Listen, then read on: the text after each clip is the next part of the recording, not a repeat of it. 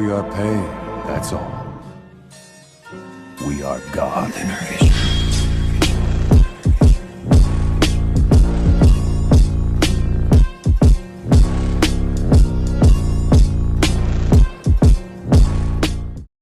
Hey guys! For those who are asking, here is part 46 of What If Naruto was assigned to Asuma and Team 10. Mizuki never got to shoot his mouth off at Naruto the night he took the Scroll of Seals. Other than skipping a half-manic monologue from him, what exactly did this change for everyone's favorite blonde ninja? Who knows? Don't forget to hit like and subscribe and check the author in the description. Let's start. Chapter 82, Duty Calls. Much to Naruto's amazement, Jiraiya had gotten the training excursion with Naruto cleared. Naruto had no idea how he'd managed to accomplish such a thing with a war looming, but Hiruzen saw it prudent for Jiraiya to fill Naruto's brain with more knowledge and skill to prepare for the ordeals ahead, of which there were plenty. A part of Naruto felt like a heel, knowing that he would likely be skipping the opening salvos of whatever form the war wound up taking. Even so, it had been decided already. He would be off. That left him with things to see to before heading out.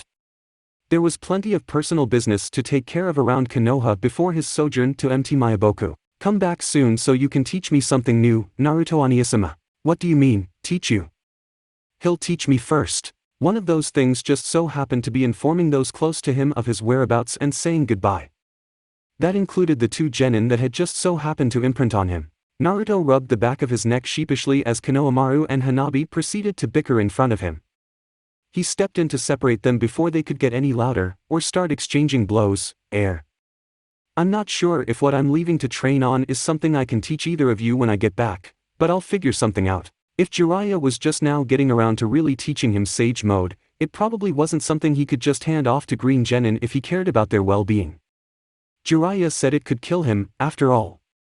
But lots of things Jiraiya had taught him ever since he'd been Hanabi and Konohamaru's age had the potential to kill him. Did that make for a double standard?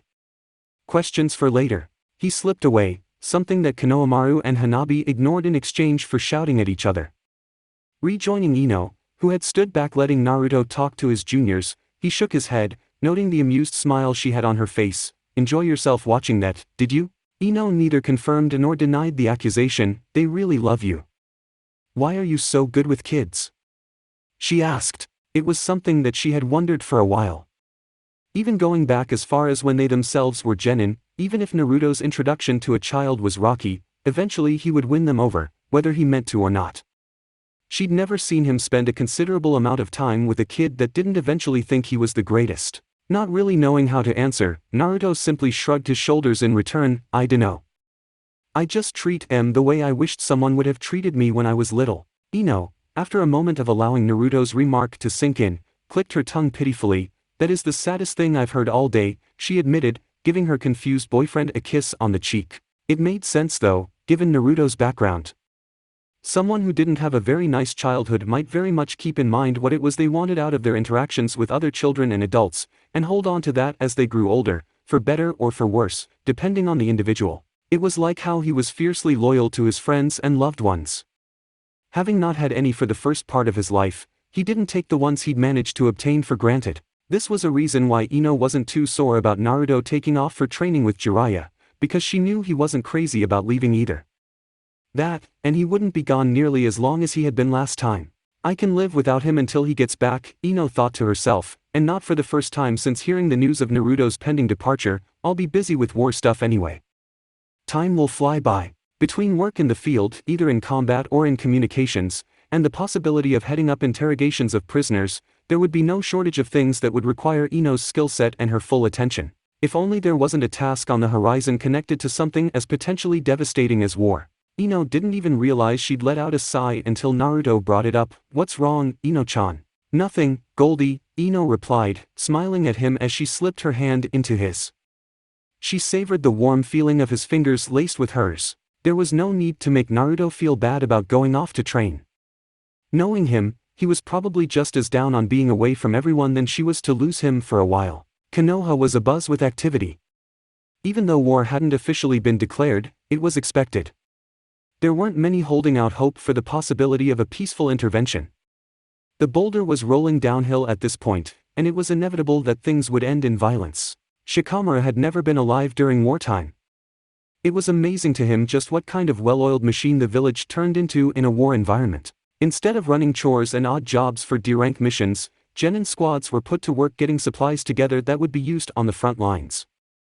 Older, quicker genin were being introduced to the concept of being frontline runners. The shinobi with experience from the previous wars knew the drill already, and had taken up the task of overseeing preparations both large and small. It was a hallmark to the sense of community the village prided itself on fostering. The will of fire, as it were. It was simply unfortunate that it had to come at a time when many lives were set to be lost. Shikamaru took all of these things in as he walked with Asuma through the village streets. The older man took the opportunity to tell his student what his role would be, at least at the outset of hostilities. One hand shoved in his pocket, Asuma held a lit cigarette to his mouth with the other. When the Hokage sends the message refusing Suna's demands, he's dispatching 20 platoons behind it, set to head out for frontier actions while the rest of our mobilization takes place. Shikamaru nodded in understanding. So, vanguard duty. They would scout and be the first line in case the enemy tried to mount an offensive before they did. Shikamaru did the probabilities in his head, hoping that the most they saw in that phase of the fighting would be a skirmish or two. Okay, Shikamaru said, accepting his placement, with Naruto out training, who's taking his place until he gets back. When he didn't get an immediate answer, he turned to Asuma who was smiling at him. It didn't sit well with Shikamaru at all. What? I've got good news and bad news, Asuma replied. Of course. Geez, troublesome. Shikamaru said, waving his hand as though gesturing for Asuma to proceed. Bad news first then. Asuma chuckled, choosing to answer Shikamaru's question with a vague statement. You asked your question like I'm leading your team. You're not. Wheels turning in his head, Shikamaru quickly picked up on where Asuma was going. Wait. I don't like the way you said, my team. I'm needed elsewhere, Asuma explained, and Ino will already be pulling double duty for the time being with communications and intelligence.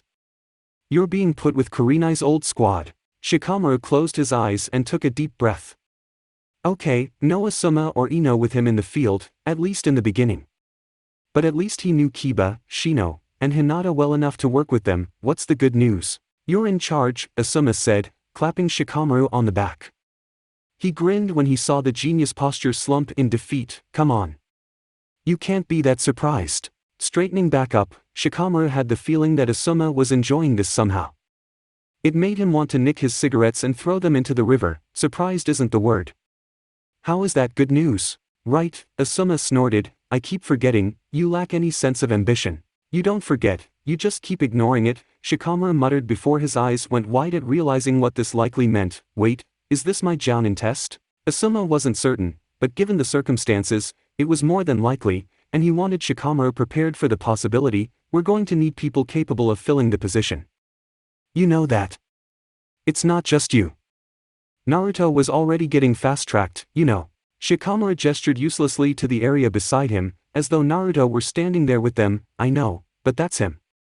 Me and that guy, we aren't the same. Asuma readily agreed, and that's good. We need all types, he said. In a pinch, Naruto's the swashbuckler you send in to get shit done when it needs to get done. And you? In a pinch, we need a guy capable of looking at the bigger picture and figuring out how to make the most of what we've got. Asuma believed that if Shikamaru was assigned just about any objective with whatever minuscule amount of resources could be spared to him, he would manage to make it work and succeed. Both of his students could work through what most would see as impossible odds. They would just do it in different ways, according to their strengths. Some tasks required a hammer and grit, some required a scalpel and cunning. However, both measures at their highest levels required determination that the pair of them possessed. When the moment they were needed came, both would do their best to rise to the occasion. As evidence of this, despite his reluctance, Shikamaru seemed to eventually take everything in stride, accepting his placement. Where are Kiba, Hinata, and Shino anyway? He asked. I haven't seen them around. Asuma shrugged. Kurenai said they were out on a mission in Kawa no Kuni. For some reason, this left Shikamaru unsettled. Shouldn't they have been back by now? The recall went out to everyone still in the field days ago. Also, that team in particular had a track record of traveling very quickly. They should have been among the first to return. Shikamaru shook his head, not liking how this looked. I don't want to be paranoid, but, no. No, Asuma cut him off before he could doubt himself. Suna's probably just as geared up for war as we are.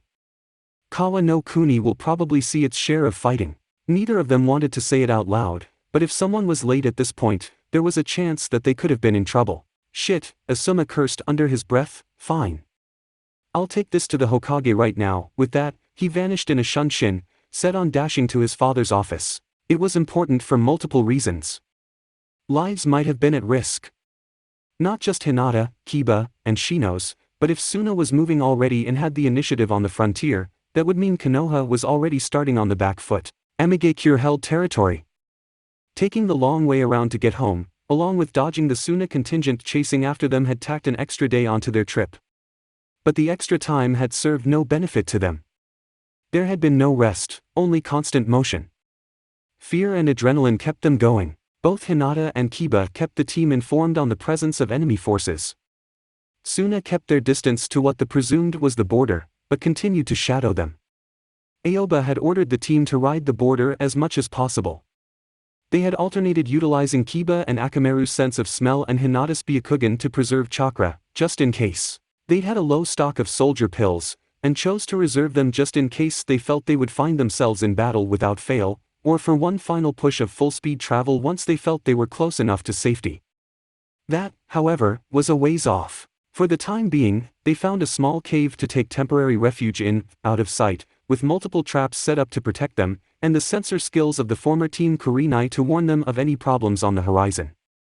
It was a much-needed few minutes to rest their feet and get their bearings. While they were resting, Akamaru let out a quiet whine, which Kiba interpreted for the group. Akamaru says there are patrols moving through the area. It's not Suna. Aoba cursed inside of his own head, but kept a professional demeanor for the sake of his squad. Amigakure, he said, hoping they'd covered their own tracks well enough. I've got an idea. Think we can make the two sides run into each other? Hinata, Shino, and Kiba all perked up, with the latter actually grinning his consent to the plan. Hell, it's worth a try. I'm game. Anything was better than just running and hoping not to get caught by one side or the other. Turning both potential enemies on each other would at the very least buy them a window of opportunity to put distance between themselves and danger. A strategy was quickly fashioned. Shino had his bugs absorb enough of his friend's chakra to fool possible sensors. He then utilized them to create insect clones in the forms of each of them. It required most of his active hive, but it was worth the risk. Once the prep work was complete, Shino dispatched the clones to serve as a distraction, rushing to the nearest border. They would attract the attention of their aim pursuers, and hopefully whatever commotion that brought would attract Suna. Hinata kept her Byakugan active and alerted the rest of the team of any changes in the situation. The AIM shinobi are going after Shino's clones. She maintained watch as they got farther away. We should be okay to move. Aoba nodded and turned to Shino. Are you good to continue? If Shino was short on chakra, or was affected by the departure of so many of his Kakechu, it didn't register any change in his expression. I will be fine. Let's proceed. Nodding, Aoba gestured for the trio of Chunin to follow him. You heard the man. This is our chance. Get the lead out. It was only a matter of time before they lost their chance. If they were ever going to get away, they needed to get moving. Amigakure no Sato, Pain's Tower. The eyes of Nagato's Deva Path snapped open as he found what he had been looking for in the rain. He'd been scouring the countryside for the intruders that had reportedly infiltrated their territory, and he finally got a good feel for who and what he was dealing with. 4 people and 1 animal with well-worn chakra pathways. An animal partner or a summoned creature. Then, there were many smaller chakra signatures scattered nearby, like insects infesting the area. Konoha ninja, Nagato said to himself, a small smile emerging on the face of the Deva Path. There was a chance he was wrong, but there was enough evidence to take a chance on his hunch. If he was wrong, he would still be busying himself by disposing of outsiders. Conan stood behind the Deva Path as it walked out onto the balcony of the tower, looking out over the village. What do you intend to do? She asked. An opportunity may have fallen into our laps, Conan, Nagato said, the Deva Path not flinching despite the rain impacting off of its face. Madara thinks he has us under his thumb. We are not collecting the Biju for his aims. We never were. Conan agreed with that sentiment. I believe I understand. They were Akatsuki. Even if Madara had been their benefactor for several years, it had all started with the 2 of them and Yahiko. He can have the replacement we sealed away, Nagato declared. We're going to take steps to obtain the actual 9 tails for ourselves. What will you have me do? The blue-haired woman stoically requested. Nagato was quick to issue his orders. tell Madara whatever you need to keep him from interfering. The same goes for Zetsu. I will handle everything else myself. Understood, Nagato, Conan said with a nod. I'll tell him you used a security breach to test the synchronization of your new paths. Acceptable, as it wouldn't entirely be a lie. Nagato expected that this wouldn't end without some kind of conflict. All the same, for the first step of his plan, it likely wouldn't be too much trouble. This shouldn't take long, Nagato assured Conan before dropping off of the edge of the balcony. With Naruto, Konohagakure no Sato. It was just about time to leave for Mt. Miyaboku. Naruto had spent the day taking care of all of the business around the village he needed to see to before departing, Ino at his side. Once everything he could think of had been handled, it looked as though the moment had finally arrived. Ino stood, dragging her foot through the grass, fingers laced behind her back. Well, Naruto nodded, having a good idea how she felt about everything. Yeah, this would mark the second time he would have to leave her behind for reasons of self-improvement. Granted, he would, hopefully, be gone for a mere fraction of the time he had been when he and Shikamaru had gone to work at the capital, but it didn't change the fact that once again she couldn't go with him. The couple stood in silence until Ino gave Naruto a bright smile, a brave face. Make sure you learn whatever weird thing Jiraiya-sama and the Toads want to teach you, okay? And learn it quick, she requested. Naruto gave her a thumbs up. Pretty sure I don't have any other choice, since if he screwed up, it was supposed to kill him. But he didn't need to tell Ino that. But for you, I'll do it double time. Double time? Ino scoffed, giving Naruto a swat on the chest. For the guy that can clone himself? Get 1,000 Narutos in on the action and 1,000 time it. Naruto raised an eyebrow, amused at the additional demand. Goddamn, you're bossy. Ino did nothing to deny this. She inched closer, head tilted up as she stood on her toes. Naruto moved closer and wrapped the girl up in his arms. You won't even notice I'm gone, he said, giving her a peck on the lips. Ino leaned into Naruto's touch, wrapping her arms around him tightly. Yes, I will. She shut her eyes tightly, but it's okay. You do what you have to do. I know you'll be back eventually. He always came back, even if she had to go and drag him back herself, which had only really happened once.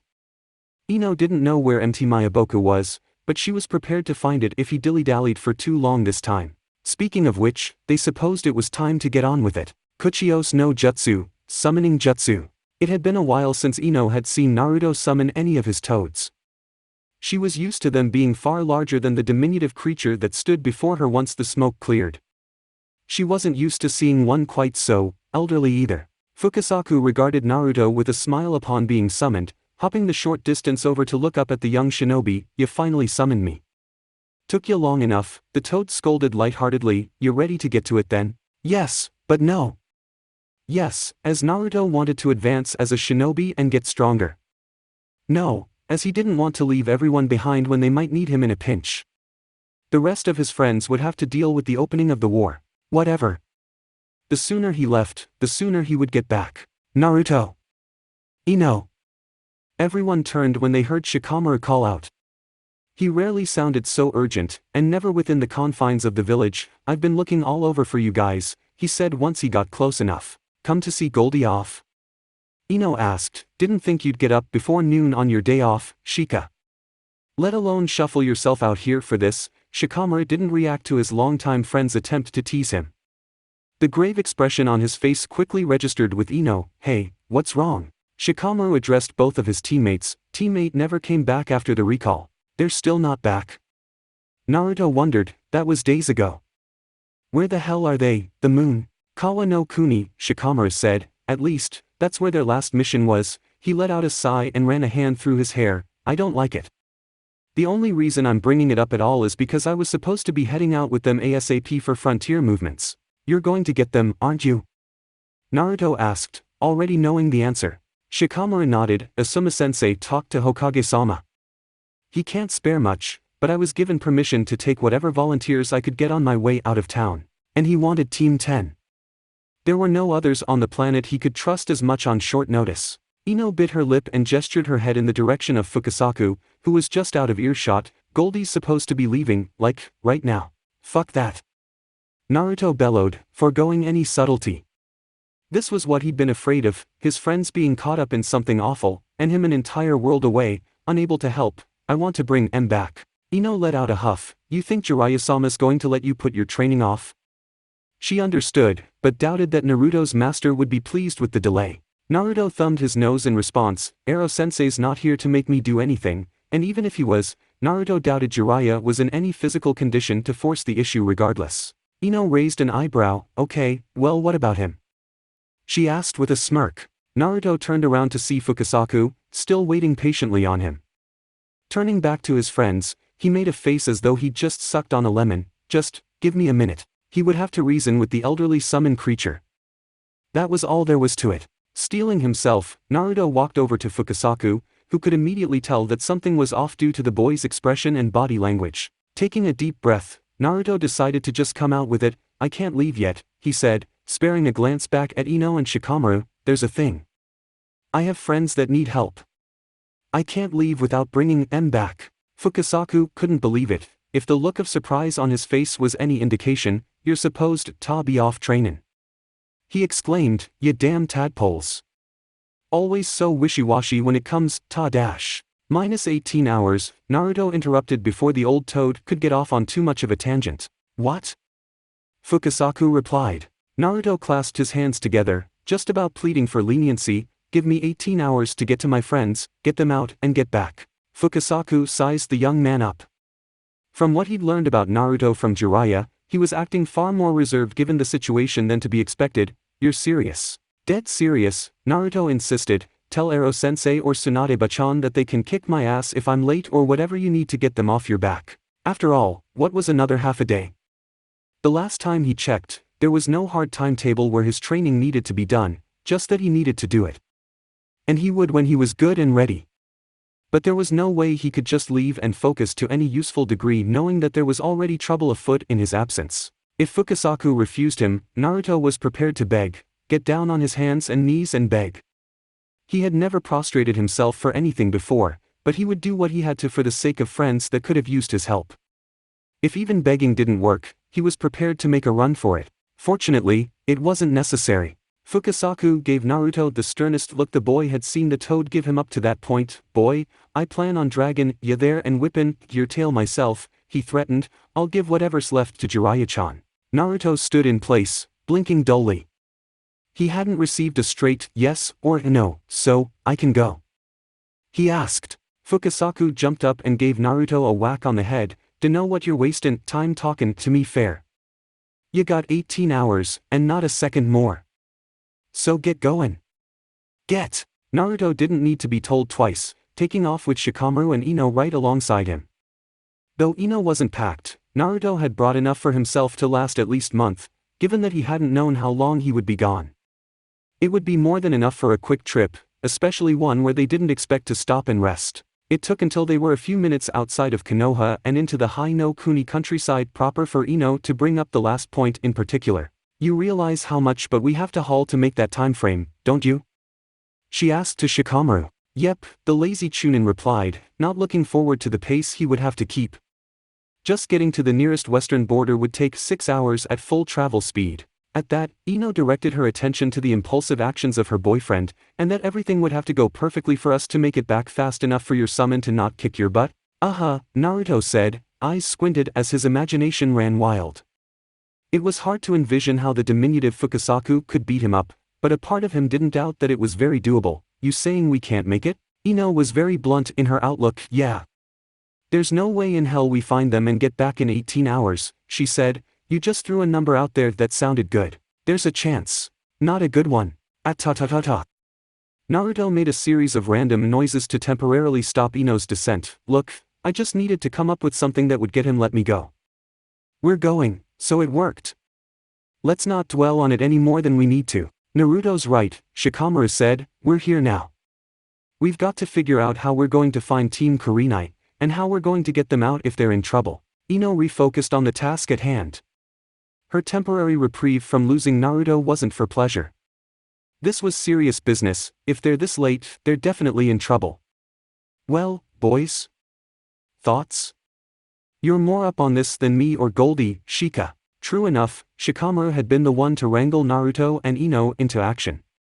Odd, as normally it was the other way around. Traveling through Kawa no Kuni shouldn't have been a problem, unless Suna frontier units were already dispatched in the country, Shikamaru said, thinking aloud. if they couldn't fight through them and had to run, they would have to go somewhere where they could lose them. Or somewhere Suna wouldn't follow, Naruto followed up in a grim tone. For once, Naruto was ahead of Shikamaru in the thinking department, at least as far as likely routes that Team 8 could have been forced into. It didn't take long for Shikamaru to see where he was coming from though. Oh, god damn it. Ino raised an eyebrow at the gloom and doom radiating off of both boys. What is it? Naruto took it upon himself to explain for Ino's benefit. From where they were, they probably went north, close to Amigakure. Things quickly sank in for Ino. Memories from academy geography lessons started playing in her head. Oh, no.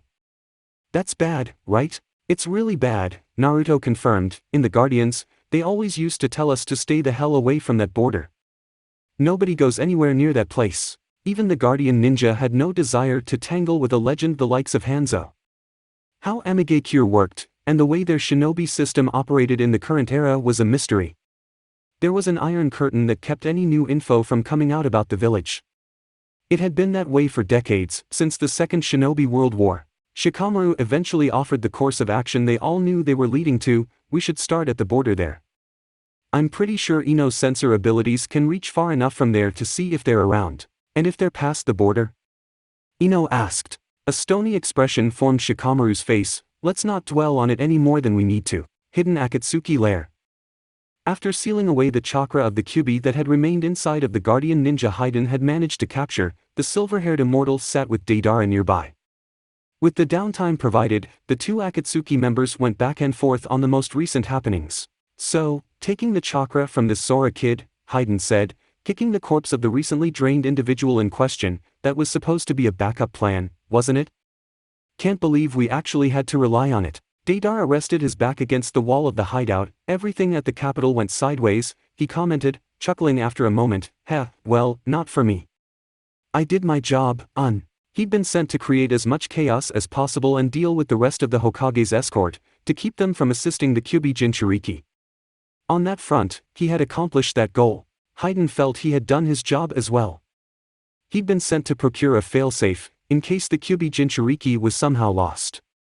It had been Kakuzu that insisted he could deal with Uzumaki Naruto once he was separated from his team. It's all because Kakuzu couldn't pull his weight, Haiden insisted. The Ninetales kid put him in the dirt. Another one bites the dust, Kisame, Itachi, Kakuzu, Sasori. The body count is really ramping up around here, huh? Deidara remarked, creating a small clay bird in his hand that flew from his palm. My only regret is not getting to blow Itachi to pieces myself. The bird detonated, blowing apart some of the far wall. Want to pour some out for our dead brothers in arms? Haiden suggested. Not really, kinda hated em all, Deidara said. Kinda hate you too, actually. Same, Haiden admitted, a scowl forming on his face. TCH. But I bet Madara has plans that don't account for the loss of fucking manpower. Meaning we'll have to pick up the slack. Deidara shrugged. As long as he kept getting good assignments and had the chance to show off his art, he was fine. I mean, I can fly. Tough luck for you, though. Haiden flipped him off in return. Both men took notice of a new arrival, as Toby appeared in a portal. He had caught the tail end of the conversation. It was always expected that we would lose a few of our members once we began moving in earnest, Toby said. Luckily, I've been taking measures to replenish our numbers a bit. Both Haiden and Deidara recognized Kabuto, newly garbed in the same Akatsuki cloak they all wore. Isn't that Sasori's bitch? Haiden asked before correcting himself. Sorry, Orochimaru's bitch? Instead of taking offense, Kabuto smirked. Last I checked, the two of them met their untimely demises. Toby spoke up in support of Akatsuki's newest recruit. Kabuto is his own man.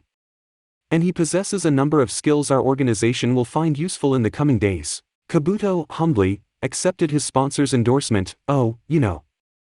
Just a few things I picked up here and there. Deidara hadn't interacted with Kabuto.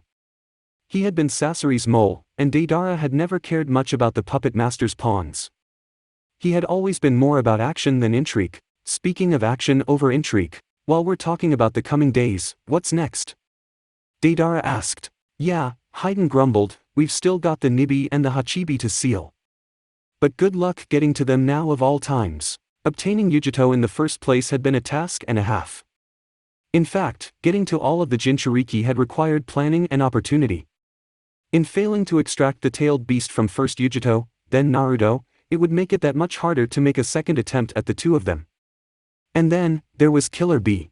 To get their hands on him in particular, they would need to make absolutely sure that their T's were crossed and their I's were dotted. Looking at Toby, however, there was no lapse in his resolve. Where there's a will, there's a way, gentlemen, the masked man said before stepping back through another portal, Kabuto in tow. In his absence, both Deidara and Haiden shared a glance. If this man really was Uchiha Madara, there was no will in the elemental nations stronger than his when it came to accomplishing his goals. Having checked in on his underlings, Toby returned to one of his own personal lairs. Its location was kept a secret even from other members of Akatsuki. The only way anyone would ever see a glimpse of it would be alongside Toby via portal. And no one was allowed to wander. Although Toby referred to him as the newest member of Akatsuki, Kabuto knew that he was more or less a hostage. That was fine. He'd been surviving all his life surrounded by powerful people because he had skills that others found useful. This would be no different. Toby didn't see Kabuto as a threat at all. Walking ahead of him, his back presented as a potential target. Onto the business I brought you on for, Kabuto. Which one, exactly? Kabuto asked, a smugness in his tone that caused Toby to pause mid-step and turn around. One red Sharingan eye glared at Kabuto through the eye hole of the mask. The one you're allowed to speak about and keep your tongue in your head, Toby said, an edge to his tone. Realizing that he might have overstepped a boundary, Kabuto wisely nodded. After everything that had happened, he wasn't keen on allowing his mouth to get him killed, right? Of course. Kabuto hurried ahead and pulled out a large scroll. Drawing some of his own blood, he opened it and rolled it out on the table. Toby then stepped through Kabuto's entire body to get in front of him and check over it himself. A chill went down his spine, and he took a step back. Better that the man go through him than some kind of weapon though. Toby read through contents of the scroll. And you're certain about this list? I've been in and out of every hidden village in the elemental nations since I was a child, Kabuto said, moving to Toby's side. This is as complete a list of elite shinobi as anyone will ever make in this generation. He channeled chakra to his fingers and dragged them across one of the names, bringing up every speck of information he had managed to gather on that person. If you can get to even a third of those in top positions, the entire landscape of the shinobi world would be altered. I'm not looking to alter the shinobi world, Kabuto, Toby said, I'm going to end it. The Eye of the Moon plan would be carried out. Constant interference had resulted in deviations from the original plan, but the end result would be the same regardless. The success of the recent operation at Hai no Kuni's capital city gave him an idea, and Kabuto's list would serve him well as he moved his pieces into place. Sungekura no Sato, Kazakage's office. The feeling around the village had been one of tension. All searches for Gaara had come up empty. It was unfortunate, but Suna had learned from the previous disappearance of the Sandaime Kazakage. At such a tumultuous time, they couldn't afford to spread themselves thin. It was a bitter pill to swallow, but with no way to track Uchiha Madara, the powers that be in the village had to turn their attention elsewhere, to the village deemed responsible for all of this getting so far out of hand. Leaning against a wall in the hallways, Kankuro suddenly looked up when he noticed his old sensei heading his way, just back from another search effort. Baki-sensei, Kankuro said, waving the man down. Anything? Baki shook his head in the negative, a remorseful expression on his face. He'd taken the responsibility of coordinating the search for Gaara. Every failure to turn up a sign of the Jinchuriki ate at him more and more. Kankuro heaved out a sigh and fell into step with Baki. Tamari's been flipping her shit for days. There's no way this doesn't just set her right on the warpath. That was where we were all headed anyway, Baki remarked. Gur. Kankuro growled in frustration. Sensei, level with me here. What are we about to get ourselves into? He had never fought a war. Suna had never found itself in one at any point in his life. For as harsh and as unforgiving as life as a shinobi in the desert could be, Kankuro was a stranger to the cruelty of all-out war. It made him feel uneasy, not knowing what to expect. Training and drills would only go so far once the bodies started dropping. Stories from veterans left from the last Great War could only paint the picture so well, no matter how descriptive and visceral. Baki didn't know what to tell his former charge to assuage his fears. All he could do was assure him that there was a plan. We didn't just mobilize to scour the countryside for Gaara. Those same units were dispatched as first strike teams. When war is officially declared, we're going for a quick strike. Where are we aiming? Kankuro asked, what's the objective? Vital areas as close to Konoha as we can get before they get their act together, a simple broad objective, though individual objectives would be assigned to smaller groups on the ground. Bite and hold. From there, Well, you'll have to ask Kazekage-sama for battle plans. I don't think you're cleared to learn any more than that right now. It was a good thing then, that Baki was on his way to speak with the Kazekage, Raza. Upon reaching the office, Baki walked up to the man's desk and bowed. Kankuro noticed that Temari was already there. The bags under her eyes looked awful. Out of the two of them, Temari took Gaara's capture the hardest. Gaara had always been prickly, to say the least, but he'd softened up considerably before Akatsuki took him, more to Temari than to anyone else. "Hey, sis," Kankuro said to her. Even that much was enough to elicit a flinch out of her. "Kankuro."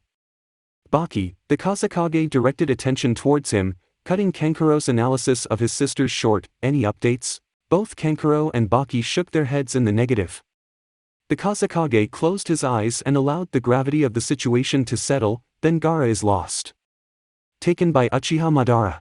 "That couldn't possibly be true," Kankuro said in disbelief. "That guy was killed before the First Shinobi World War." The Kazekage raised an eyebrow at his middle child's outright denial. "If you can name anyone else with a Sharingan capable of defeating Gaara one-on-one in the middle of the desert and leaving without a trace, be my guest," he suggested. When Kankuro had no explanation for him, Baki spoke up. "Uchiha Itachi was killed at Soraku.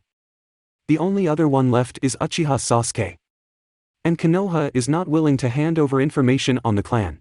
At that, Temari slammed her fist against the wall. "What are they protecting? The Uchiha clan is one fucking person at this point." "Temari," Raza chided his daughter sternly. Once Temari settled down, he continued, "The point does stand though. Such a powerful clan, instrumental in the founding of Konoha itself. You think it's a ruse?" Kankuro asked. "I can't say for certain, but it is suspicious. Konoha has had the most S-rank missing nin join Akatsuki that we know of. 2 of its known members are from a clan thought wiped out almost a decade ago. And Konoha still has its Jinchuriki. Konoha had been sitting far too comfortably since the Third Shinobi World War, and now they had the only Jinchuriki in the Western elemental nations.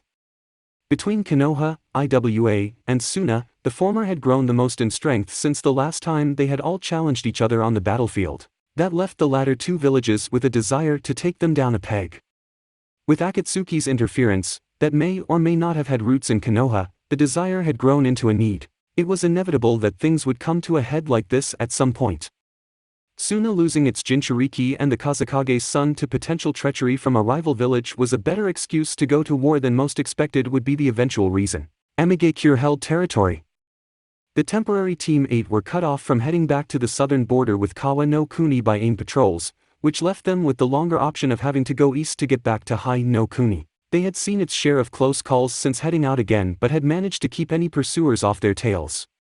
Having managed to turn the Suna force away from them via Shino's diversion, they only had AIM shinobi to contend with. Hinata, Kiba, Shino, and Aoba were all tired from the desperation and duration of their flight. They were cold and wet from the unceasing nature of the rain. Their nerves were frazzled due to their situation, made worse by their lack of familiarity with the terrain. Thanks to some attempts at genjutsu from AIM shinobi to throw them off, the group had no idea how close they were to the friendly border, just that they were still heading east. It was at this time that they ran into the worst opponent of all.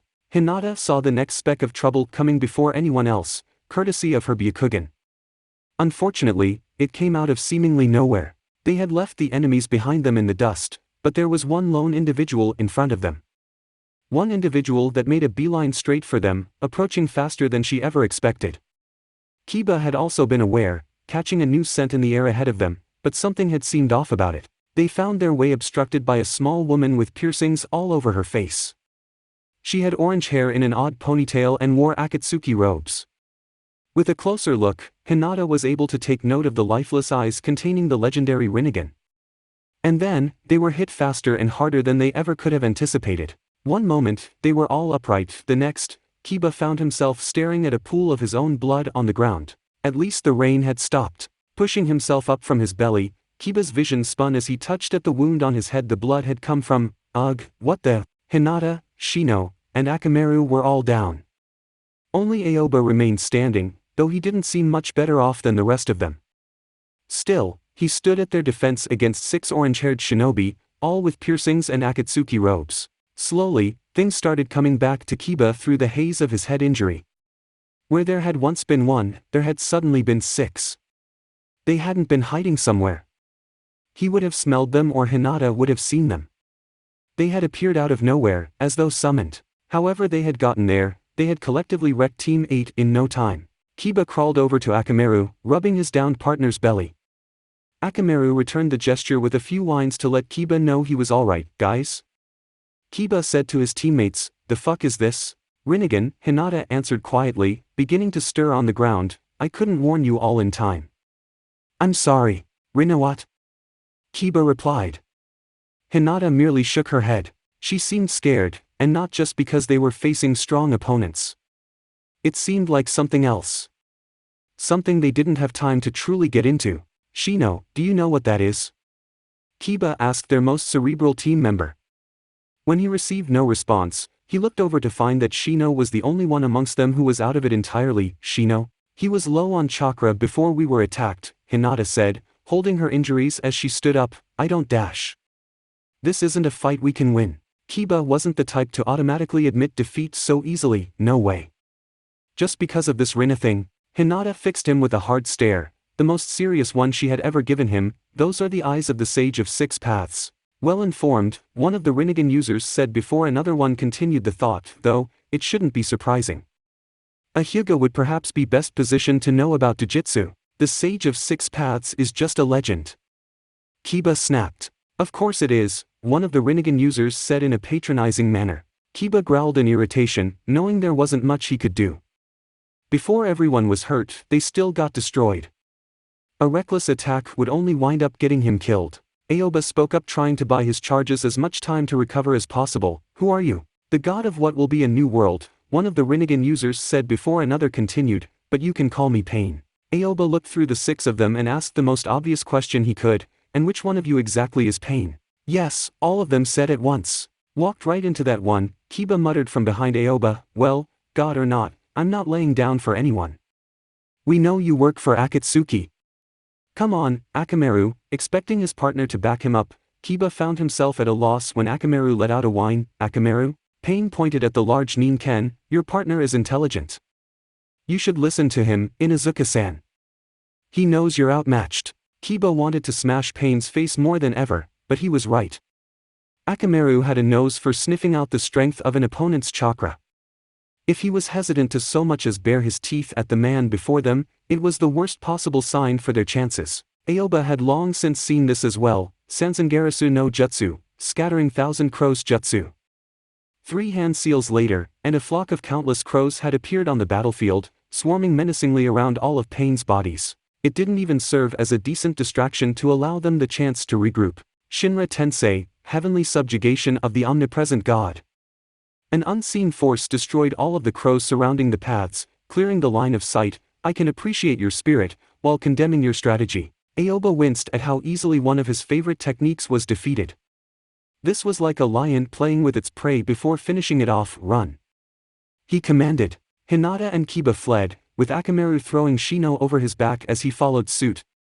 Aoba took off at the same time the others did, but he was the first in Pain's sights when the Deva Path lifted a hand. Banzho Tenin, heavenly attraction of all creation. Aoba found himself yanked off of the ground and pulled by the Deva Path's unseen force directly into the human path's crushing grasp. "You will not die here," Pain said, his grip on Aoba's soul tight. "You all have an important role I would like for you to play." "Not me," Aoba said, a wry smirk of acceptance on his face. "I was just here filling in." Feeling that Aoba was too calm despite his predicament, Pain scrutinized his enemy and his surroundings through the eyes of 5 other bodies. On the ground around them were dozens of explosive tags, having been dropped by Aoba's crows when they'd been destroyed previously. Had they gotten any closer, they would have likely been detonated around all of the bodies. As things stood, they were almost done burning down. Aoba had activated them by the time he'd told the others to run. The human path stared Aoba in the eyes, unable to peer past the dark sunglasses on his face. "This won't stop me. You understand that, right?" Aoba breathed a laugh through his nose. Despite being strangled, "Yeah," he said, his soul half removed from his body. "Yeah, I do." Boom! Aoba was gone. Even if his demise hadn't been accompanied by an earth-rattling, ear-ringing explosion, Hinata, Byakugan active, saw the exact moment it all happened. They didn't know him very well, really only getting acquainted over the course of their mission in Kawa no Kuni, but he had been a good man and a fine shinobi. He had done right by them in Kurenai's absence, as far as they were concerned. Tears pricked at Hinata's eyes, while Kiba did his best to set aside such emotions for a time when the rest of their lives weren't on the line as well. Shino was still down and out, and what remained of the team was damaged goods. Even at full strength, they had no answers for Pain.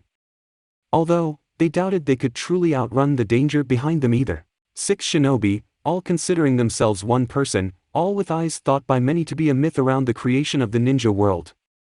Just when they thought Akatsuki couldn't get any weirder, and that was saying something, considering they had fought 2 immortals in the past. At their side, Akamaru let out a bark of alert, prompting Kiba to focus on his own nose. Taking a whiff of the air, his eyes went wide. Wait. Is that Dash? Hinata extended the range of her Byakugan in order to check out what Kiba was referring to. Yes. She exclaimed. At that, Kiba kicked his speed up as fast as he could go without losing Hinata. He'd already been pushing himself past what was safe for his body, but he'd caught some familiar sense. That of Team 10.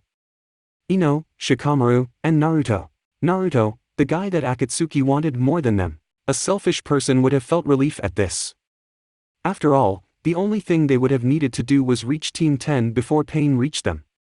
Undoubtedly, Pain would change targets and focus solely on Naruto. But Kiba and Hinata weren't selfish people. They had known Naruto for years. He was their friend. Hinata had nursed a crush on him since before they entered the academy. They also knew how important Naruto was to Konoha as a whole. If Team 10 had come to be the cavalry for them, they needed to get them all to turn and leave the moment they linked up. Guys! Never had either Kiba or Hinata been so relieved, yet terrified, to see blonde hair. When Team 10 approached, instead of stopping to brief them and let their relief check them over for injuries, Kiba and Hinata grabbed Naruto and Ino, turning them around the way they had come from. Akamaru managed to snatch Shikamaru's jacket in his mouth to do the same until Team 10 got with the program and fell into step. Kiba preempted any questioning with a simple statement, "Can't stop here. Hell's coming behind us." Akatsuki, an exhausted Hinata, said in a short sentence, "Rinnegan." Upon hearing of the group that had been hunting him, Naruto craned his neck over his shoulder. "Akatsuki's back there?" he asked. Ino snapped her fingers to get Naruto to direct his attention back in the proper direction. "Hey, we don't have time for you to go pick a fight anyway, Goldie. Time is almost up." Yes. Time was almost up. Getting to the border took half a day, then managing to pinpoint teammates' location and subsequently reach them took a few more hours. A thought rolled around in Naruto's head when reminded of his own self-imposed deadline. How much time do we have left? I don't know. We're definitely gonna be late, Shikamaru said. 18 hours have come and gone. Naruto thought back to pleading with Fukasaku just to get the chance to go. He recalled the only reason that he'd even bothered asking for a delay in the trip to Mt. Mayaboku in the first place, because if the Toads really wanted him there, they could get him there just as easily as he could bring them to him. Much to everyone's confusion, Naruto stopped, turning around completely. "What the fuck are you doing?" Kiba demanded to know. "The mission was to get teammate back," Naruto said, "so, you guys go. I'm gonna hang back a bit. You know, make sure you make it." He was far too casual about the threat they faced for Kiba's tastes. "What does that matter if Akatsuki captures you, genius?"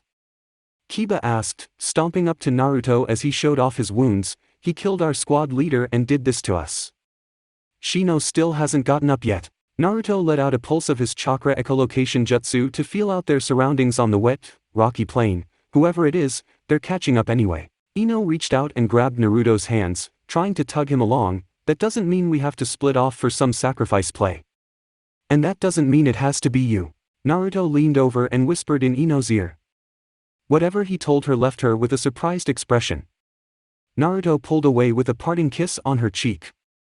He took a few steps back and gestured to everyone else before grinning at the rest of his friends. "Just because we make it over the border, that doesn't mean they'll stop, especially if I'm there," Naruto said with a wave. "You guys head out.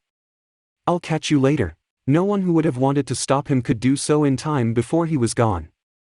Shikamaru let out an annoyed sigh, while Hinata was mortified and Kiba was stunned. His astonishment quickly turned to anger once again. "That idiot. He can't beat Pain. There's 6 of him. He'd at least have a better chance if he had help." Shikamaru noticed that out of all of them, Ino seemed the least concerned. Granted, worry was still written all over her face, but it wasn't the abject panic or terror that Shikamaru would have expected. She just stared after him, her brow furrowed in a conflicted expression. Ino? Shikamaru said, what is it? Ino shook her head, her long ponytail swishing behind her. We need to go while we can, otherwise we're just wasting this. Naruto won't be there long. Whoa, what? Kiba interjected, aren't you a censor? You of all people should be able to feel how legit this guy is. He directed at Ino, look, I know Naruto is really strong, but feel that. You're seriously saying Naruto can put pain down? No, Kiba, Ino replied, I'm saying he's banking on the fact that he won't have to. Naruto would have been lying if he said his heart didn't pound in his chest as he headed all alone directly toward the danger that his friends had nearly died trying to get away from. But it had to be done. If he'd remained with everyone, it was likely that this pain individual would just chase them past the border and into Hai no Kuni until he caught them. They would have had to face pain anyway. Chances were that even if they won that would follow, they would lose at least one of their party during the battle. Shino hadn't even been conscious. Naruto realized that it was unfair to put his friends in the position to leave him behind. After all, if he had been in any of their shoes, someone probably would have had to physically remove him to get him to leave one of them behind. Still, it wasn't like he was doing it for no reason. He had a plan. Half a plan. He had half of a plan. 1/3 of a plan actually. But it was a doozy of a 33%. That is, if the gamble he was counting on managed to pay off for him. Because if it didn't, there was a chance that he was likely serving up the Kyuubi to his worst enemies on a silver platter. Naruto felt 6 chakra signatures approach and stopped. He only had to wait for a moment before they all landed in front of him, similarly garbed, but otherwise entirely different from one another in appearance. They all had those weird piercings and orange hair though, except for the big one that was bald. Just as one of the Pains went to open their mouth to speak, Naruto preempted, "You're Pain, right?" He interrupted. Far from taken aback by the blunt question, one of the Pains nodded, "Yes. I am Pain." "Awesome," Naruto said, squinting his eyes at the sextet, "So, if I deck one of you, do you all feel it?" He asked, "I mean, I'm gonna hit all of you, a lot. I just want to know what I'm in for here." People faced with the 6 paths of pain had given the man behind the Rinnegan a variety reactions over the years: disbelief at facing the Rinnegan, anger at being hunted by Akatsuki, confidence in their own strength to handle the task at hand, fear at the prospect of facing their own mortality. Stark acceptance just short of dismissal was a new one though. "This is unexpected," Pain admitted. Naruto wiggled his hand in a maybe/maybe not gesture. Is it though? Pain stared Naruto down through all 6 of his bodies. "On second thought, given what I know of you and your exploits, no. No, it isn't. Never one to pass up an opportunity to antagonize an enemy." Naruto grinned and threw his arms wide open. "You know my exploits. I'm famous." "Yes, you are," Pain openly admitted. "Wait, what?" Naruto replied, clearly caught off guard. He had just figured Pain knew about him because of his status as a Jinchuriki. "You're screwing with me, right?" "I was kidding. No, I'm being serious," Pain insisted. "Have you ever actually stopped and thought about some of the things you've accomplished?" From the blank expression on Naruto's face, it was clear that he had not. To be fair, when you lived your life aiming for the highest goal your village had available, and spent every day trying to get strong enough to fight off a group of the world's most notorious criminals, there was a chance you didn't have the time to stop and smell the roses. This wouldn't be one of those times either. You could accomplish more, however, Pain continued. "I already know what your answer will be, but I would like this done peacefully if possible." The Deva Path extended his hand to Naruto, as though he were reaching out for him. "Come with me. I won't lie, your life will be forfeit. But I can assure you, it will be for the good of the world." Any attempts to bring a bit of levity to the proceedings on Naruto's part ended there. "The good of the world, huh?" He repeated, no small of hostility creeping into his tone. "Is that what you guys are doing? Going for world peace? It is the ultimate aim of Akatsuki," Pain said. "With help from the power you hold inside of you, we will bring an end to the destructive, pathetic, never-ending wars of the shinobi." Naruto closed his eyes and thought back to what he saw of the capital after it had been bombed. "Could have fooled me," he said. If Akatsuki got their hands on the tailed beasts they were after, he could only imagine what they would do with them. Pain scoffed. "Is it really so much better being your Hokage's secret weapon? Knowing that when things go bad, the plan will be to send you out and unleash." "I'm nobody's weapon," Naruto snapped, interrupting his enemy. "If the Kyuubi's power is gonna get used, I'm the one who makes that call. No one else." "So you say." "So I know." "Very well then," Pain said, an unexplained finality in his words. I never expected your cooperation in the first place. It simply felt right to offer the chance. There is only one way to teach you. The same way everyone else must learn, through suffering. Real peaceful of you, Naruto muttered, bringing his hands up into the shadow clone seal the moment Pain's Deva path lifted its hand, Tajuukage Bunshin no Jutsu, multiple shadow clone jutsu. Banzho Tenin, heavenly attraction of all creation. A wall of hundreds of Naruto clones popped up between Pain and the original, just as Pain utilized his own jutsu. Many of the clones were yanked off of the ground, sent flying toward the six paths, who scattered and dove into the mob. The Azura path, being the walking weapon that it was, carved its way through the horde via the various tools at its disposal. Hidden blades clashed against machetes, with Naruto clones making clones of their own to attempt a never-ending wave of orange and blue.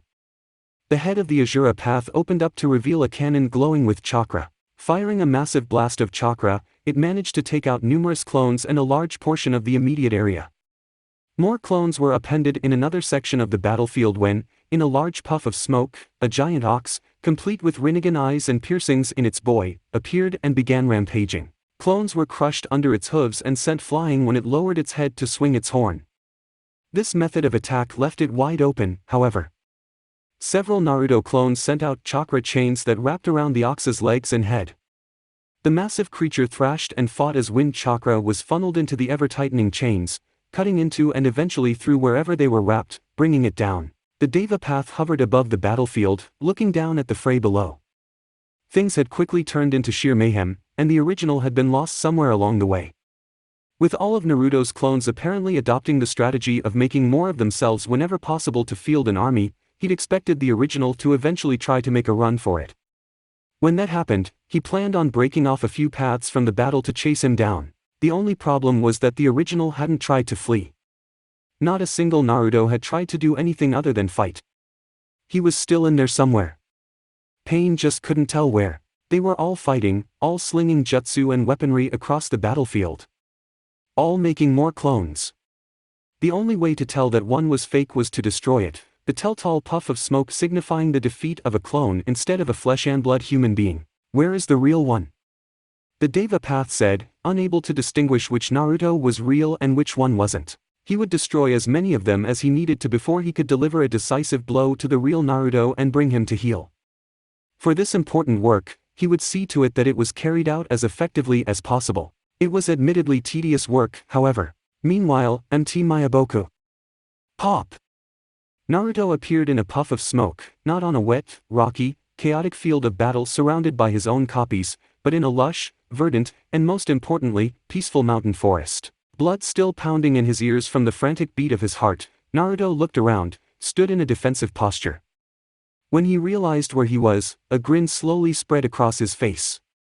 Humor started to build in him, from soft chuckling to uproarious belly laughter. It was a loud, joyous noise that echoed out through the trees, over the tranquil sounds of chirping insects. Even without anything actively attacking him, he still got the blips of memory from his destroyed clones engaging pain and falling to his formidable powers. Every one he received told him that as far as he knew, things had gone according as designed. Pain was focused on flushing him out from his clone army, instead of pursuing his friends. He wished one of his clones would get a glimpse of the look on any of Pain's collective faces once he realized what had happened. Yeah! Naruto exclaimed between laughs, how do you like me now, Tebeo? He beat his chest, speaking to no one in particular, my shit always works. Sometimes. While Naruto comments hadn't been directed at another living soul within earshot, he did get a response. For the first time in a while, he heard a voice inside of his head speak up to him. You idiot, the Kyuubi grumbled, sounding exasperated, that would never work again in a million years. Don't need it to, Naruto replied, sighing in relief, don't need it to. No matter how wild things got, Naruto always knew he could count on a few things. His friends and loved ones to trust in him to make the right play. His shadow clones to turn a hell of a distraction for him when he needed it most. Time's up, you goddamned idiot. Whack!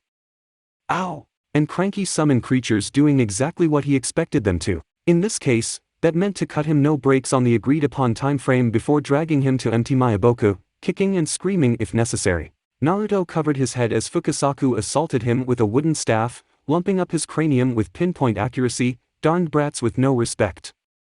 Always wanna do things their way. I'm an old toad. I ain't got the time to put off ta tomorrow whatcha can do today. He admonished Naruto in the midst of the beating. 18 hours is up. I don't care if the whole damned world's endin'. You're getting your sage trainin', come hell or high water, ya hear? Fuck. Naruto cursed, turtling up to protect himself from the angry toad. He knew he'd pissed Fukasaku off before in Konoha, and had expected some kind of admonishment, but it still hurt. I'm sorry. Ow. I had to do it. I had to go. You're sorry? You don't know what sorry is yet, boy. Fukasaku continued, but you're gonna learn today. And pain is the lesson plan. Whack. Pain indeed. Chapter 83, Sage Advice. The safety and security of Konoha did little to take away the fear that resided in the hearts of Shikamaru and Ino. They had long since left the threat of Akatsuki's pain in the dust, had long since left the treacherous soil of aim-held territory behind. But the specter of their teammate's fate hung in the air. All of Team 8 couldn't leave a scratch on him, and Naruto had chosen to face him down in order to buy the others time to get away. That they had made it back meant he had succeeded, but that he hadn't managed to catch up to them left them worried. That worry held up all the way as they made a beeline for the Hokage's office. Team 8 was greeted by a worried Kurenai outside of the building. Upon seeing her, they all allowed themselves to be hugged by their relieved sensei. Asuma smiled at the sight but noticed his former students going right inside, heading straight for the Hokage's office. They only paused for the 2 seconds that it took to knock on the door and receive an enter for their troubles, allowing Asuma to catch up. Both Shikamaru and Ino looked antsy as they stood in front of the Hokage's desk. Hiruzen regarded the young pair of shinobi closely, taking a deep breath before speaking. I'm aware. Shikamaru and Ino spared each other a confused glance. What? I said, I'm aware of the circumstances involving Naruto, Hiruzen elaborated. How? Are you aware that Ntimayaboku has a direct portal leading to Konohagakure? Hiruzen asked rhetorically. I received a message from the Toads long before you ever arrived here. Naruto is safe amongst them, in one piece. His training is underway. At that, a weight seemed to be taken off of Ino and Shikamaru's shoulders. Their postures visibly relaxed. I'll be damned, Shikamaru said. Ino was right. Hiruzen nodded before continuing, his tone slightly terse. I will have to have words with him on his lacking sense of self-preservation. You and me both, Ino muttered. But the mission was accomplished, as well as could be expected, Hiruzen said. The small bit of praise triggered sadness in Team 10. Both of their expressions fell as Ino cleared her throat. Yamashiro-san didn't make it back, Hokage-sama. He died trying to stop pain before we could get there. Behind his 2 students, Asuma winced at that bit of news. Aoba had been conspicuous by his absence when the teams had arrived. Now he knew why. Hiruzen continued, his tone more measured and solemn to reflect the severity of the incident. We've lost a splendid shinobi in Yamashiro Aoba. But know that you all did what you could to save as many of your comrades as you could, that they had volunteered for the mission at all had been commendable. We weren't fast enough, Hokage-sama, Shikamaru said. Sometimes you won't be, Hiruzen said. However, the fact that you went at all may have prevented 4 deaths instead of 1. It didn't provide Shikamaru or Ino much solace. Yes, they had set out to save their friends, and they had accomplished that, but knowing that another comrade had died without them even getting the chance to assist him stuck with them. Even worse, knowing that had Naruto not been there, there was a chance that none of them would have made it out at all. The thought stayed with them even after they were dismissed by the Hokage, all the way out of the building and onto the street. Good job, Asuma made sure to tell them once they were all clear. You guys carried that as well as you could have on such short notice. You'll hear it from Kurenai too, once she's done fussing over Team 8. The fatigue of the last day set in on Shikamaru. All of the stress and non-stop travel had worn on him, so, now what? Now, we do the only thing we can do, Asuma said, setting a hand on both of his students' shoulders. We make sure we're ready for this war. A war by itself would be difficult enough to deal with. But with Akatsuki running around, and with one of their members in possession of the Rinnegan, there were bound to be complications that they needed to be prepared for one way or another. With Naruto, Mayaboku. It had been a while since Naruto had properly trained with his godfather, and very little had changed in regards to what Naruto had come to expect from him. Jiraiya had 2 modes when it came to training a student. The first was a hands-off method that encouraged exploration and self-development. Sometimes you had to rely on yourself for progress. There would come a moment when someone else wouldn't have an answer to a problem you had, when you had to innovate a solution that no one had successfully developed before. Then, there was the nose to the grindstone, shoulder to the plow approach. When Jiraiya needed to force something into your head, or get you up to snuff physically, only bitter work would do. There was nothing complicated or introspective about this approach. You simply grit your teeth and pushed forward. When using the latter approach, Jiraiya was ruthless. They had already gone over the basics of senjutsu. It was just that they had run into a wall very early in their previous attempts to train. Because of the Kyuubi, Naruto had been unable to fuse with Fukasaku to channel senjutsu chakra. That had caused Jiraiya to postpone that aspect of teaching Naruto in exchange for other things that he could see the immediate benefits of and use on his guardian ninja missions. Now though, there were no distractions or responsibilities that would draw Naruto away from pouring his full energies into senjutsu. If the wall that had stopped them before was still there, Jiraiya would make sure Naruto smashed through it with his own skull if he had to. And, like before, using shadow clones to assist in the training proved an invaluable resource. With them, Jiraiya was able to refresh Naruto's memory and move forward with the process of gathering natural energy. Jiraiya couldn't help the smile that pulled at his lips as he watched Naruto meditate. His ability to balance the chakra inside of him, and do so quickly, was ahead of what Jiraiya had expected, especially when their training had started with remedial drilling. Fukasaku hadn't gotten to use his staff to smack the extra natural energy out of Naruto nearly as much as he'd liked after the stunt the boy had pulled the day before. They still needed to talk about that, in fact. Which was why, when Jiraiya and Fukasaku called for a break, Jiraiya pulled Naruto aside to speak with him. About yesterday, Jiraiya said, "What you told us, about your battle with Pain," Naruto finished for him, a pensive expression on his face. That was what the guy, or whatever, called itself. He shrugged. It was 6 guys. Well, 6 guys and 1 girl. They just all said they were the same person. It was hard for him to believe, but the way Pain fought, both from when he was there and from what his clones had sent him back after his departure, there wasn't much he could say to debunk it. Pain didn't fight like any team he'd ever seen, not unless they had a Yamanaka-level telepathic bond. Their communication and cooperation were wordless, without cues or tells. Individual Pain bodies could avoid attacks they would have no conceivable way of knowing was coming, unless they could see it from a different angle. Too much made sense for him to dispute Pain's claim of being a single individual. Even with Naruto's clones, they were left with the idea he had in mind when he made them, but once that original objective succeeded or failed, he would have to guide them verbally just like any other standard teammate. And they had the Rinnegan? Jiraiya asked, honing in on what he had perceived as the most pertinent piece of information. Naruto nodded, and Jiraiya felt a pit in his stomach. "Do you remember what Pain looked like? Could you show me?" "Yeah, 1 SEC, Naruto created 6 shadow clones and had them transform into his best recollection of Pain." When the smoke cleared and Jiraiya got a good glimpse at what Naruto's clones had transformed into, he found himself looking at ghosts from his past.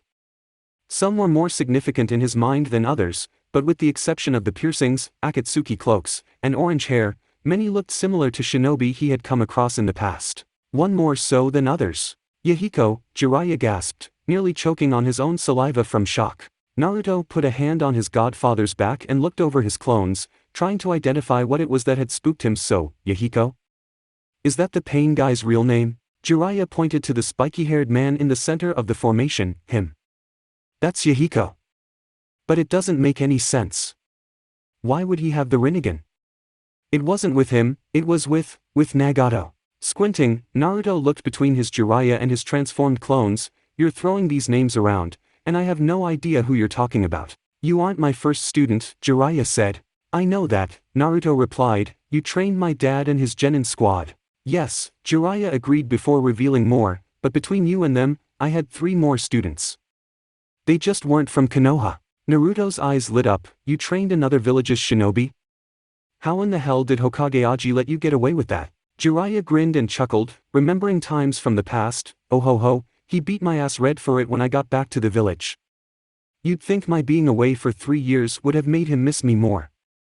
Then again, I did ditch in the middle of a war to hang out in AIM, so maybe he slapped me around because he did miss me." There was more that needed to be told, and Naruto was eager to hear it. "Ero-sensei, I'm feeling there's a story here that you never got around to telling me." It was a long story to tell, one Jiraiya would rather tell with a few drinks in him.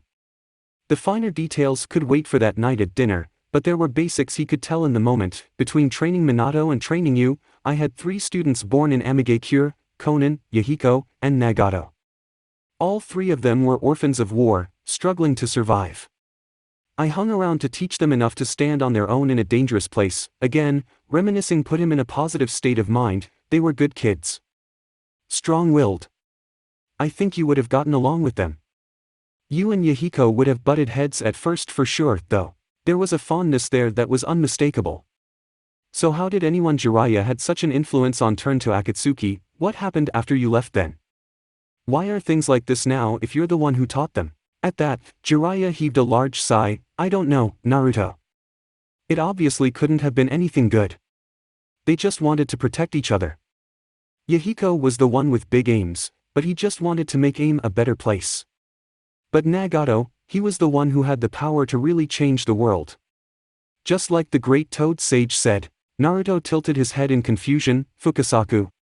He'd never heard Jiraiya refer to the old toad who'd spent the day hitting him with a stick by any other title. No, Jiraiya said before realizing that if Naruto was going to be a sage, it would be prudent to introduce him. I probably should introduce you to the great Toad Sage later. Anyway, he told me I would meet the child of the prophecy, a student who would grow up to either save or destroy the world, depending how I taught them. He'd originally set it to the back of his mind when he'd first been told about this in his youth, but as he grew older and began teaching, first a genius like Minato, then a boy with Rinnegan like Nagato, it made him take it more seriously. The Rinnegan made Nagato that child of prophecy, Jiraiya continued, and if he's leading Akatsuki, trying to capture all of the tailed beasts, let's just say I don't have high hopes here. The Sage of Six Paths was the closest thing to a living god Jiraiya had ever come across in shinobi lore. If Nagato possessed even a tenth of his strength and ability, with Akatsuki at his back, Jiraiya had doubts as to Konoha's ability to handle him along with the war. While Naruto, on the other hand, could see where Jiraiya was coming from, it wasn't as though they had much of a choice. As long as Naruto held the 9 tails within him, eventually pain would come for him. After what had transpired in AIM, if Pain had any kind of ego, he would likely come sooner rather than later. When he did, and if they faced off again, Naruto would fight him the same way he would anyone else. Rinnegan is just a stupid Kekkei Genkai though, isn't it? Naruto said. Sasuke has Sharingan, and no one's all boned up saying he's gonna destroy the world. He corrected himself, almost casually letting slip that Sasuke had an enhanced, forbidden version of the Uchiha clan's signature Jujutsu. Jiraiya could appreciate the boy's spirit, but he was lacking the proper context. Sharingan, Byakugan, any Jujutsu you're aware of pales in comparison to the Rinnegan. They're the eyes that belonged the Sage of Six Paths, Jiraiya said, noticing that his reference had drawn a blank. You don't know the old tales? What are they teaching you kids these days? At that, Naruto rolled his eyes. Yeah, because there were tons of people around to read me bedtime stories back in the day. It had been a while since he had leaned on the orphan card, but there was a time and a place for everything. Petty sarcasm during a conversation with his sensei and godfather on a remote mountainside was that time and place. Even when I got my book learning crash course from Shiho-chan after graduating, she didn't really throw fairy tales into all of the crap she made my clones read. The point is, Jiraiya said, trying to steer the conversation back on track, someone with a Rinnegan is someone strong enough to cause a paradigm shift in the shinobi world. If the prophecy is true, there's 2 possibilities. Either I failed, and the world is in danger, or we're the ones on the wrong side. Given Akatsuki's aim, approach, and the reputations of the notorious figures they had brought into their employ, he sincerely doubted that they were the undercover good guys. Just how had things come to this? He needed to know more, but approaching AIM would have been a difficult task had he been at full strength and had a war not been on the way. By now, Naruto was tired of talking about would-be's and could-be's. Faye, you're talking about prophecy, destiny, fate, blah blah blah. You know I don't care about any of that crap, right? Naruto. No, just, let me finish, Ero-sensei. Naruto continued before Jiraiya could admonish him. You don't have to tell me any more for me to get that these students meant a lot to you. But Yahiko, Nagato, Pain, whatever they want to call themselves, I've seen what Akatsuki's done. If that's saving the world, my name's Menma, he cracked. Either way, to get what they want, they have to go through me. And there's no way I'm letting that happen, Tebeo. Jiraiya didn't respond, instead scrutinizing Naruto closely for any semblance of doubt in him. As he'd said what he needed to, and the situation began to feel awkward, Naruto walked past Jiraiya. giving him a pat on the shoulder as he left. "I'm gonna go train some more," Naruto declared. "I've still gotta get better at holding nature energy after I gather it if I want to start really messing around with it." Jiraiya watched him go, lingering in place instead of following to supervise. Naruto would be okay on his own for a bit. In the meantime, he had left Jiraiya with plenty to think about. One thing was for certain, however. If Naruto failed, it wouldn't be due to a lack of confidence. "Got some guts on him, don't he?" Fukasaku asked as he approached, having listened in from nearby. He hopped onto Jiraiya's shoulder, told him about what he's got coming his way, and he didn't bat an eye. "He's the one who already faced down the Rinnegan," Jiraiya said. If Naruto had done that and still felt as strongly as he seemed to about winning in a real battle, dissuading him would be next to impossible. "So, what do you think about him?" "I'm miffed you didn't bring that tadpole my way earlier." Despite the severity of the previous conversation, Jiraiya found himself grinning with pride. "He that good?" "Jiraiya-chan, if you need me to tell you that," Fukasaku said, shaking his head. "You only had him do this for a little while before, then years later we drag him here and he gets better at it every time he pops a squat and puts his mind to it." It was astounding to him. No one had ever picked up on Sage Mode this quick, and while Naruto was using clones to speed the process, even that could only be so much of an excuse. "He's gonna surpass ya, and quick. At this rate, boy'll be stronger than ya ever were before he's old enough to legally drink." "If he lives," Jiraiya said, the smile fading from his face as he thought about the things his students still had to face. Between Akatsuki, pain, and the war that would take up much of his time, efforts, and abilities, there was no shortage of treacherous pitfalls. Any of those things alone would be dangerous enough to end his life. If they intersected and became problems all at the same time, his probability of surviving while being the focal point of these things drastically went down. There was a good chance that Naruto was stronger than Jiraiya as things stood. But he was still just one person, no matter how many copies of himself he could make. "Yep. If he lives," Fukasaku readily agreed. Though, the elderly toad was more positive in his outlook. "But ain't that why we're here? To make them odds just a little bit higher?" Jiraiya used his remaining arm to touch at the empty space where his missing one used to be. "I just wish old-timers like us could clean up our own damned messes, instead of leaving them behind for the next generation to deal with." "Old-timers?" Fukasaku repeated questioningly, croaking out an amused laugh. "I'm the only old-timer here." "You're still just a tadpole Tommy, Jiraiya-chan. Hai no Kuni, Konohagakure no Sato, Konoha Hospital." Sasuke was not a people person.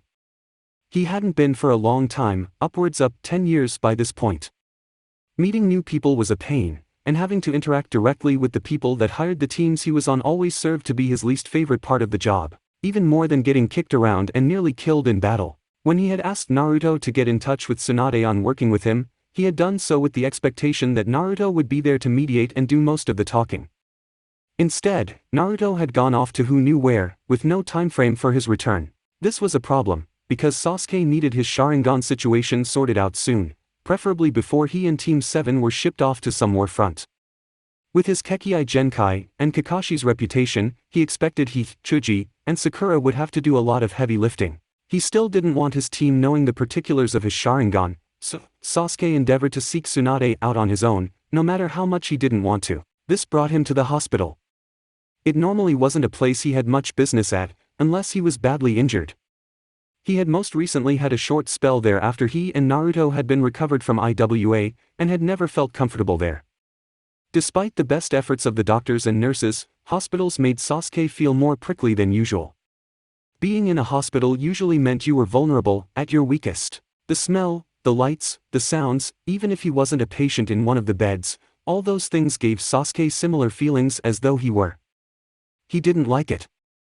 It was a good thing he didn't need to spend much time searching before he found the dark-haired kunoichi that he knew was often found around Tsunade. Shizen was walking through the halls, files in hand when she noticed Sasuke approach.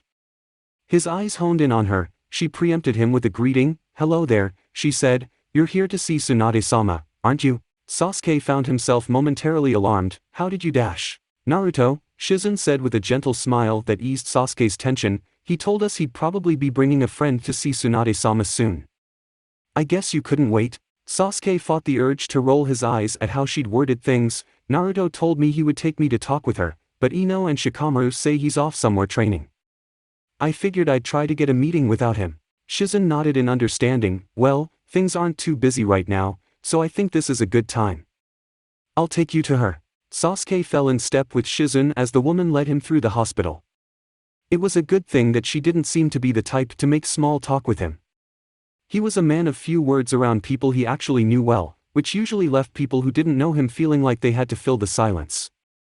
That was good, because Sasuke hadn't yet finished thinking of how he would convince Tsunade to do what he needed. Before he could come up with what he felt would be a half-decent sales pitch, Shizen stopped them in front of the open door of an office.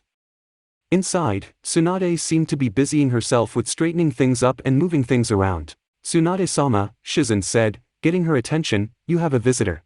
Tsunade glanced back at the doorway and gestured Sasuke in. "Come on in, kid." "Thank you, Shizen." Shizen bowed and closed the door, leaving the two of them alone. Sasuke simply stood and patiently waited while Tsunade finished up what she was doing in the moment. Normally, he wouldn't have been as accommodating, but he still hadn't figured out just how he wanted to explain things. "So, what brings you here?" Tsunade asked as she continued shuffling around the office. "Haven't seen much of you since the whole bounty thing." "It's been busy," Sasuke said.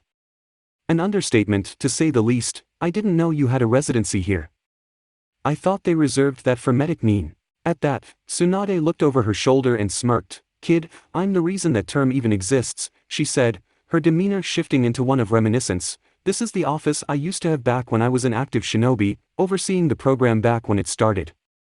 I guess Sensei never had it in him to clear it out. That, or he always figured she would eventually come back." Sasuke ignored the bite of annoyance that rose in him at the mention of the Hokage. Though there was still a smoldering anger inside of him at the man who led the village, he'd already come close to blowing up once and had to be talked down by Naruto of all people. It wouldn't do to lose his temper at someone he was set to ask a favor from, especially over an innocuous comment. With a deep sigh, Sasuke decided to just start speaking. Hopefully he'd come up with something good as he went along. "I have a request." "A medical request?" "Yeah, I figured," Tsunade said. "It must be serious if the brat tried to drag me into it, so I told him I would hear you." It's not like it was often any Uchiha ever reached out for medical assistance away from the battlefield. Sasuke could think of several reasons why. Even before the massacre, his clan had plenty of reasons to guard their medical histories and secrets carefully from elements even inside of the village. It was another reason why he had been hoping that Naruto could mediate for him. But then, Tsunade had recently returned to Konoha after decades away. Her loyalties were notoriously shaky, more to individuals in Konoha than to the village itself. She had been re-registered as a shinobi in order to cancel a massive bounty on her through a technicality, but as far as Sasuke knew, she wasn't active and working missions. Sasuke looked around, trying to identify any discrepancies that could mean that there was a bug planted or a hidden eavesdropper. "This room is clean," Tsunade said without turning around. "Believe me, I've been looking, just in case. I do a thorough sweep at least twice a week." That solved one issue on Sasuke's end, at least. What is the confidentiality arrangement here? Tsunade stopped her busy work and sat down at her desk in front of Sasuke. Her demeanor was grave enough to match his, seeing as how whatever you want me to do won't be done here, and I'm not working as a medic of Konoha, it starts and ends with me. She was serious because it was obvious that whatever he wanted was serious. There was a time and a place for being belligerent and sarcastic. One thing Tsunade didn't screw around about was medicine. She had a reputation to uphold as the premier medic nin in all of the elemental nations. "I trust Naruto," Sasuke said, "and he knew about this when he sent me your way, so I'm trusting you too." Tsunade nodded, saying nothing so that Sasuke wouldn't clam up. The Uchiha boy sighed and revealed his Sharingan to her, then allowed it to morph into its Manjikyu form. Again, Tsunade said nothing, but her face reacted to the sight. "Do you know what this is?" "An evolved form of the Sharingan," Tsunade replied. "My grandfather and granduncle fought with your clan a lot back in the day before the village existed. They knew about the Manjikyu Sharingan, and they shared what details they had with their other clansmen, no doubt. As they should have for many reasons, even after the Uchiha became members of Konoha. Just knowing that it existed and that it was stronger than the standard Sharingan wasn't some major discovery, however. The real specifics were still a secret, including the one that was pertinent to Sasuke's being there. Did they tell you that overuse of this form of the Sharingan makes the user go blind?" Sasuke asked. Tsunade's eyes went wide. Blindness? But he was so young and healthy. No, what a curse to come with such a power. how do you know?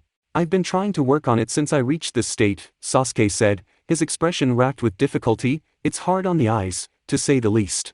I'll bet, Tsunade muttered, already thinking of ways to help. I'll be honest, kid. Optical medicine is tricky.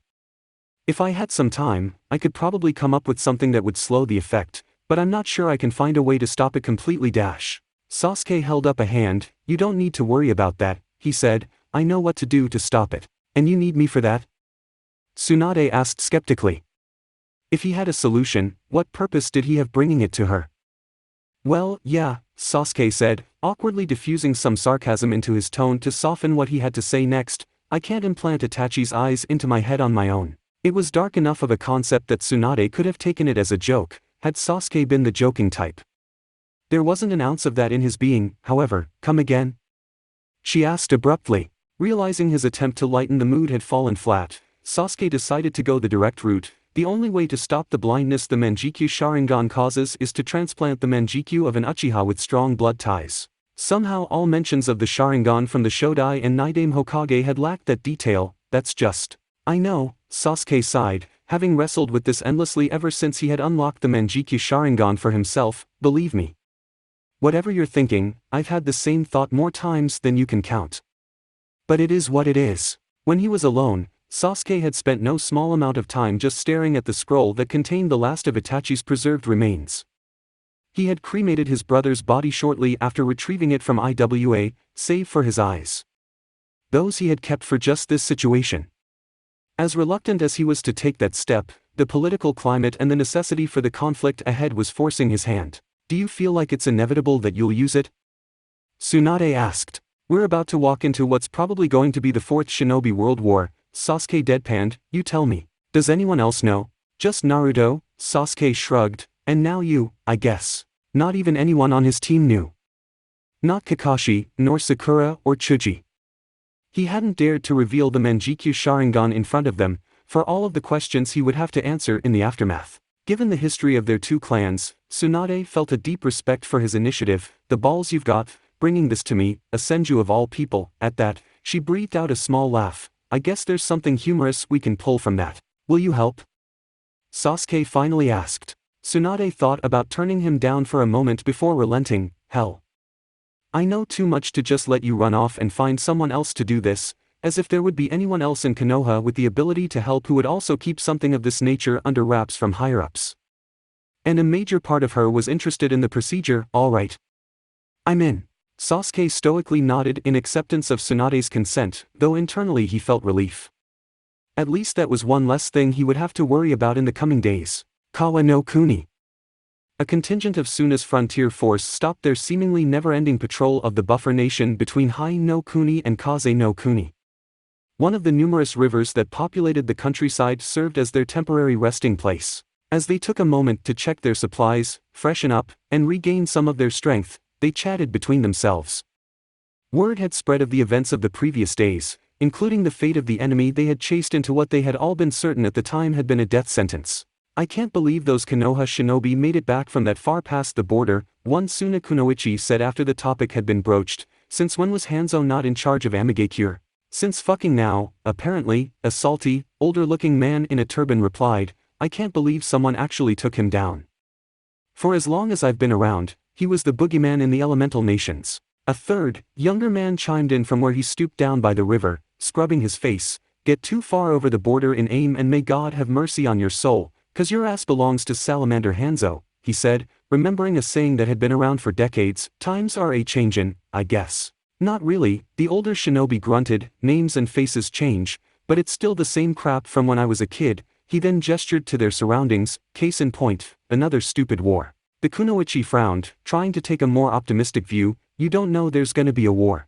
The older shinobi smiled at her as though he were about to lecture a child. We're out here looking for frontier forces that we know for a fact exist.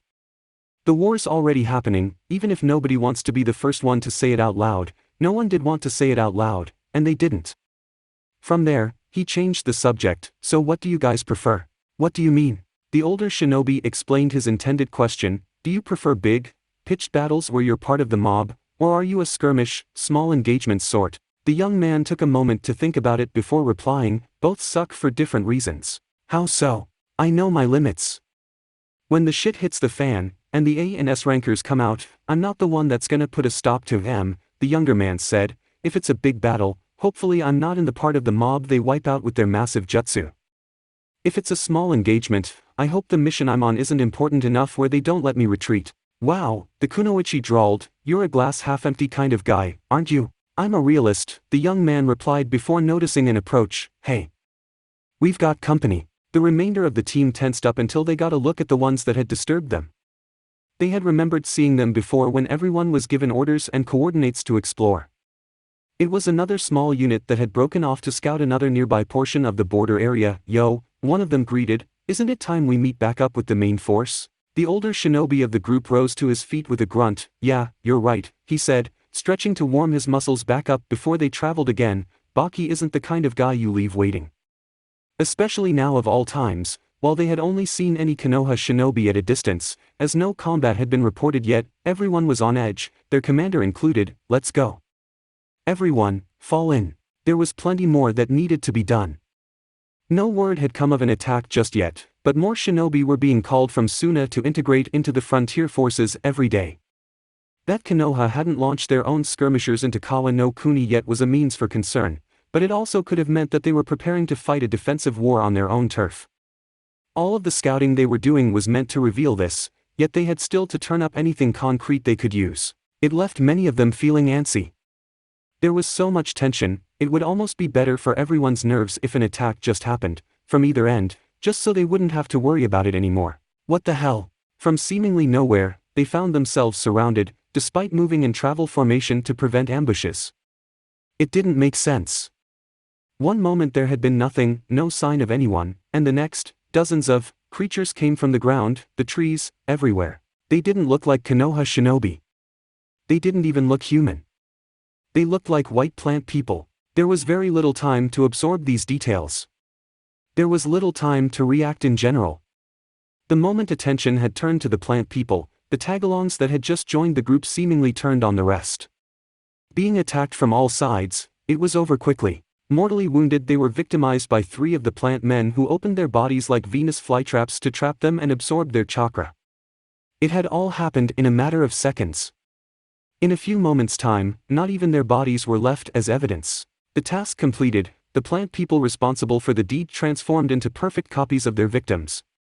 Duplicates down to the last detail, appearance, scent, even chakra. Once the process was complete, they stood next to the turncoat Suna shinobi.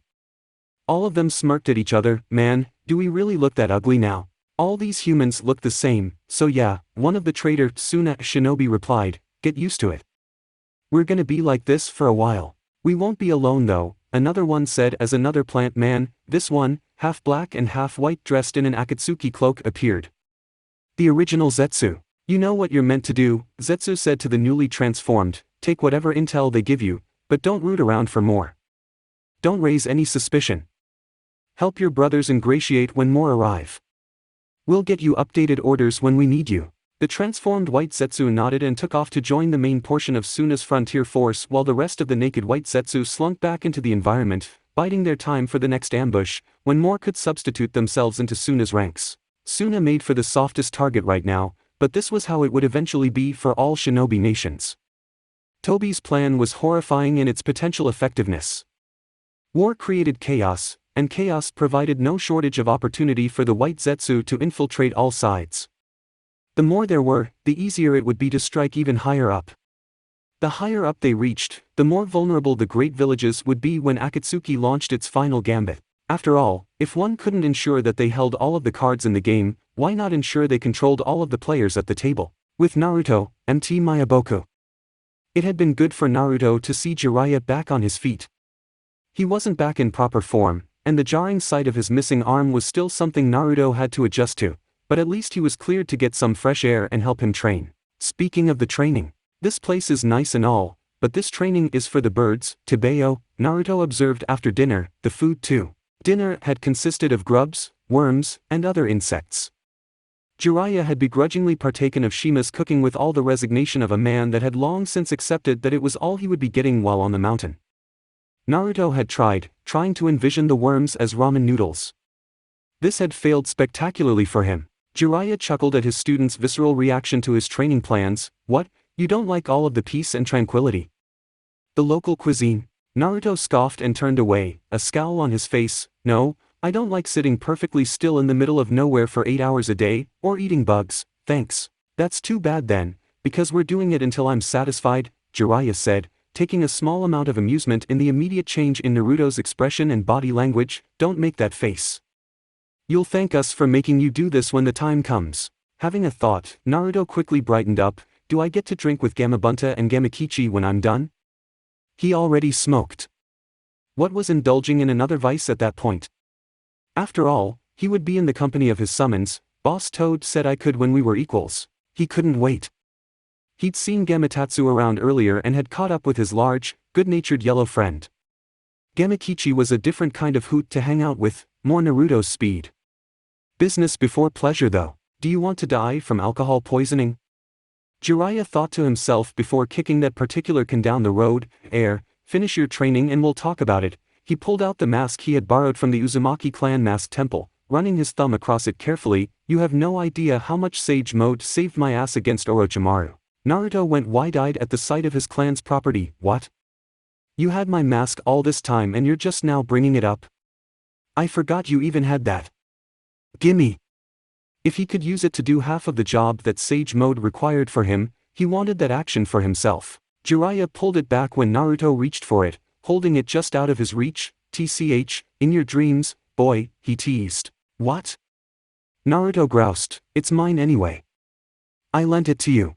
And I'll give it back when I think you're good enough, Jiraiya said. If you had it now, you'd just rely on it to gain natural energy for you, instead of mastering how to do it yourself. At that, he shifted into stern lecture mode. We're not just here to teach you a cool jutsu. We're here to make you a proper sage. The toads won't tolerate any shortcuts. Fine. No shortcuts. I'll do it myself, Naruto conceded, but when I do, I want my goddamn mask back. That's clan property. Jiraiya chuckled and gave Naruto a pat on the head before heading back inside. Make sure to get some rest. Now that you're getting a grasp on the material, we're going to take things up a notch. That sounded ominous. Naruto quickly set it aside, however. There was nothing he could do about it until tomorrow. Alone with his thoughts for the first time in a while, Naruto remembered that he still wasn't exactly alone, and with hardly a thought and a blink of his eyes, his consciousness found itself standing ankle-deep in water in front of the Kyuubi's cage. There was no angry greeting or an attempt at intimidation. The Kyuubi seemed slightly annoyed at his presence, but nothing more. It's disturbing how easily you can reach my prison these days. You used to have to search a bit. What can I say? I've been doing a lot of meditating lately, Naruto replied. It's not my fault. The key to tapping into your chakra is my mind. While they weren't friendly, their relationship had become significantly less contentious since Naruto had escaped from Iwagakure and they had their open airing of grievances. They had a common goal, not wanting Akatsuki to get their hands on the Kyuubi, because that would mean the Kyuubi's capture and further exploitation, and Naruto's untimely demise. What do you want? The Kyuubi ventured to ask. Naruto looked up at the mammoth creature through the bars of the cage. You knew the Sage of Six Paths, right? The Kyuubi snorted with enough force to blow Naruto back a step. That pretender wielding the Rinnegan is no Sage of Six Paths, the fox rumbled. He is no inheritor of the Sage's will. Don't be fooled. He never would have wished for the tailed beasts to endure what he intends for us. He wants to make us weapons. We are not weapons, no matter how many times humanity tries to yoke us into subservience. While creating Jinchuriki was a comparatively recent phenomenon, only occurring regularly during the last century, treating the tailed beasts like monsters had been happening for as long as they had existed. If only the humans knew just what a real monster was, if they knew what the mere existence of the tailed beasts was protecting them from. I have a question for you, Kyuubi said. Naruto perked up, prepared to respond. I have an answer, hopefully. More or less given the okay. Not that it mattered to the Kyuubi, it asked. If you had the means to release me without dying, would you? Depends. Are you gonna go destroy Konoha or some other village when I do it? No. Naruto shrugged. Then yeah. Really? Just like that? No hesitation. The Kyuubi doubted it was that simple. Even if Naruto himself was, you would do so, even if it meant making yourself that much weaker? Isn't your goal to become Hokage? The strongest in your village? That was a good question.